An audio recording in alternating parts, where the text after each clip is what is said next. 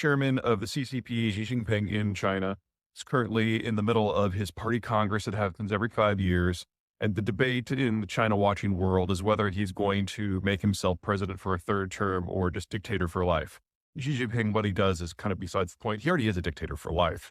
So the trappings of how he decides to justify or advertise that are really kind of irrelevant. And it's more important to look at the structure of China at this moment, how he fits into that. China's a tough place to govern. It's a huge country with a massive amount of geographic diversity. And even though the Han supermajority is over 90% of the population, the regions are so distinct that there's a lot of identities even within the ethnicity. North on the Yellow River, you've got the North China Plain, which is where about half the Chinese population lives. And it has always been tight in the grip of Beijing. In the south, you've got the cities from Shanghai going down to Hong Kong, which have always been a little secessionist and more integrated with foreign zones, especially when it comes to their food supply. So they've always had their own identity. And then in the middle, you've got the Yangtze River from Shanghai to Sichuan that has always been the most sophisticated and value-added and functional part of the Chinese economic system. And has usually resisted Beijing's rule, but they're still quintessentially Chinese. Ruling this is difficult because it means each region, each city has its own identity, its own idea of what should happen and not happen, and how to put it all together. And then in Beijing, you've got the emperor who has to manage all of this. And it means that China tends to oscillate wildly between two conflicting visions. On the one hand, there's local autonomy. You've got the locals who are determining what happens. They have a saying in China that the emperor is far away. And so the Chinese system tends to split apart into dozens of competing systems. On the other hand, you've got the emperor who tries to hold it all together and tends to over-centralize as a result. And combining those two themes means that China has the most war-torn and internecine, conflicting history of all of the major cultures of all the world. Now, in the leadership years before Xi, this is not Mao, but his successor, Deng Xiaoping, and moving on from them, there was this idea that there had to be a degree of balance. So leadership involved the South, the central sections of the North, although the North was very clearly in charge and the center was very clearly in the second position. But by the time we got to Xi, the decision was made that it's time for somebody who can represent all the regions, and Xi was brought in as kind of a compromise candidate.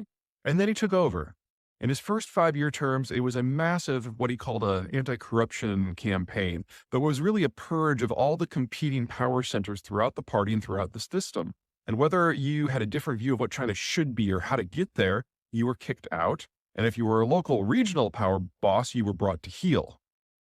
In the second 5-year term, Xi went after everyone who agreed with him to make sure that no one was capable of independent thought in his area. And that has made him the most isolated world leader on the stage right now, arguably the most isolated in Chinese history. And he's now more shut off from everything and all sources of information than even the Kim dynasty of North Korea. And so we are seeing catastrophic policy decisions being made in economics and trade with COVID and security. And for the bureaucracy, you kind of go one of two ways. Option number one is you are a true believer. And you think that Xi is the second coming. And so when you see him say something, you snap to and do your interpretation of it in the most zealotous way you can come up with. This is one of the reasons why the lockdowns in places like Hong Kong have gotten so extreme, and why you've got some idiots out there who are sanitizing airport runways because I think that's what Xi wants them to do to fight COVID. But the vast majority of the bureaucracy, knowing that if they get brought to Xi's attention, good or bad, it could be a disaster, they just don't do anything unless they're specifically told. So we're seeing a seizing up through the entire system because we have a leader that is so disconnected from everything. He's making decisions without any information whatsoever because nobody wants to bring it to him. And that means that the Chinese system now, the greatest threat to the Chinese system, the greatest reason to expect the Chinese system to collapse in the foreseeable future is the leadership.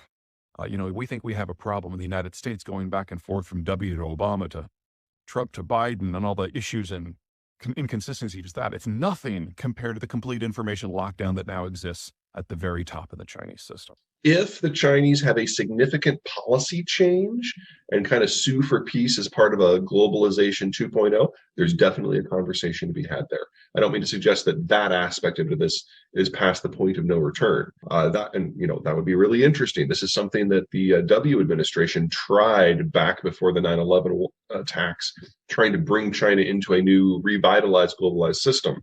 Obviously, we all got a little bit distracted about them. But the second problem, unfortunately, is much worse, and that's the demographic situation. According to the Chinese themselves, with the data they're starting to let out, they've overcounted their population by over 100 million people. Mm-hmm. All of those overcounts were people who would have been born since the one-child policy has been adopted, which was 40 years ago, so people 40 and under.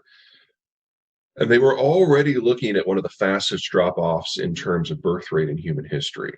You need 2.1 births per woman to maintain your population. In their metro centers, they're now below 0.7. I mean, this is faster than the Korean drop-off, and they haven't developed nearly as much as the Koreans have. So if these numbers are true, they're going to lose almost 2 Americas of population in just the next 30 years.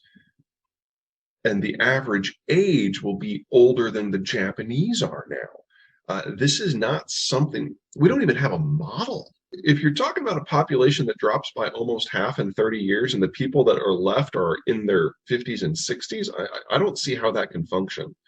But we are in unprecedented times. I get surprised all the time. The Chinese still need access to the wider world. I mean, if they can keep their output up, they still need a place to sell it.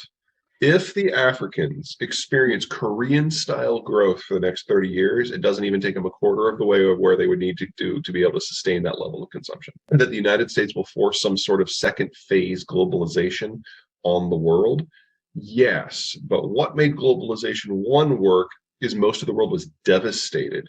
And not only was the American deal good, it was really the only one on the table. I don't think there's a belief at this point that the United States is willing to go that far or cut to the bone that much on economic matters in order to get its way. The American political system really is in a period of retrenchment, regardless of what happens with Biden and Trump. And the degree of leadership that would require, and the degree of acceptance that the rest of the world would have to generate, I don't think that's on deck. Let me give you 2 reasons. One is why I don't think the Chinese would go for it, and the second one, how I would do it if I was, king for a day. The Chinese have degraded into a cult of personality that makes Mao look inclusive. And they have become hostage to their own ideology, and it's leading to a series of cascading policy decisions across the system. The COVID policy is one of those. And the capacity of the Chinese system to adapt and get out of its own way, at least at the moment, is gone. Xi has killed the messenger so many times that it's difficult to get him any real information. And it's only in this last week that he's finally had a face-to-face with anyone for the first time in almost 3 years. So their ability to move beyond the blind ideology of the propaganda arm is seriously constrained at the moment. On the United States side, assuming that the Americans can kind of get their political ducks in a row at home enough to have this conversation, the first step would be to start with the inner family. So the other Anglo states and the Mexicans, and kind of do a first round NAFTA extension combination security and economic deal. The second phase would be to bring in the countries that are consolidated already, that have good relations with the United States.